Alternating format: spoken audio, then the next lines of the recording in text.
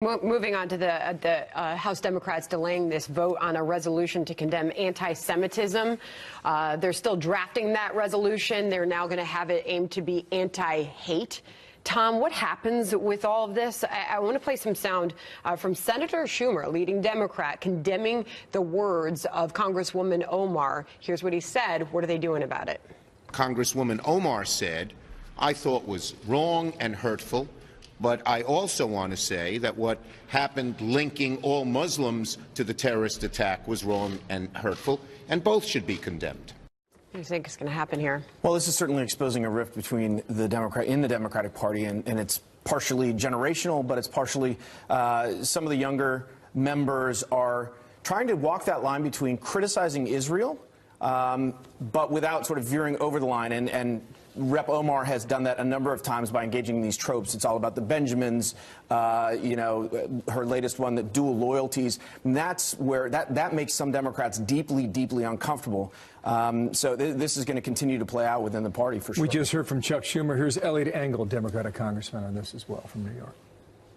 I'm looking to get rid of anti-Semitism, not looking to punish anybody. I think that it's very important that we keep our eye on the prize. And I think that whenever there is hatred being spewed, or again, racism, anti-Semitism, homophobia, Islamophobia, I think we have to speak out, and that's what I'm doing here. And you wait to see what they do about it. He went on to say, I'm hoping that she will grow and she will change. I'm hoping. Some people change their beliefs. I'm hoping she will change hers.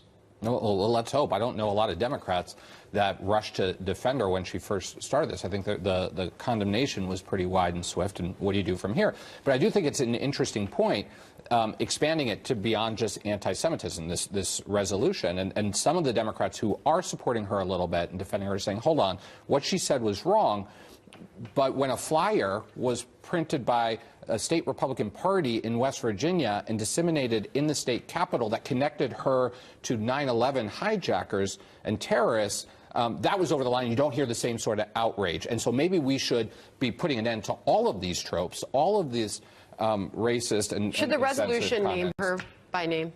I think it should, personally. I think it should. I think she had a chance to step back and show she's changed, and she kind of doubled down. I think Republicans have had to struggle with this issue in the past with far less policing from their own leadership. But Democrats now have an opportunity. I'm glad they condemned her, and I'm glad they're taking some steps. The comparison is Steve King, and he was stripped of his committee position. But after many, many incidents and years. I want to get this in here because the Congressional Black Caucus chairwoman just commented on this a moment ago. We don't even have the sound because it's so fresh. But she was asked about this and how she thinks that this should ultimately look. And she says absolutely she would have a problem, in her own words, with the anti-Semitism resolution mentioning Omar by name, thinks that the anti-Muslim sentiment needs to be referred to in that resolution, but do not name her by name, Brad. This wouldn't even come to fore but for the fact that Omar made these statements, several statements. So yes, of course it should call her out, because that's the part. You have to condemn the person who says it. The problem is Democratic leadership is getting weak. They're going wobbly. They want now a watered-down version of the condemnation now to be against all anti-Semitism. Of course, all anti-Semitism, but it's about her. Religions. It's about her. I think it's about what she said. And the Democrats have to put their money where their mouth is and police their own. I totally agree that Democrats need to police their own. Republicans failed to do it for many, many years, and Democrats now have an opportunity after many years and many instances. But what I will say is, Mo, but the instance today deals specifically with this freshman. So what I'm saying is, yes, call her out, but I actually don't think it is a weakening to also reference the backlash that she felt because of her faith. And to reference that in a resolution that calls her out by name, I think it is fair. I don't think it's weak. I think it shows more strength that Democrats and the House leadership is willing to condemn It's weak everyone. when you take her out of the equation by name. And that's what they seek. Tom, can you mediate this?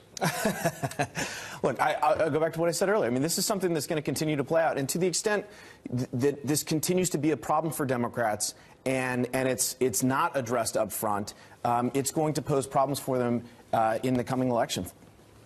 I'm hoping she'll grow and she will change. I wish that for Stay all of tuned. us. Thank you, Mo. Thank you, Brad. Thank you, Tom. Nice to see you. Thank you.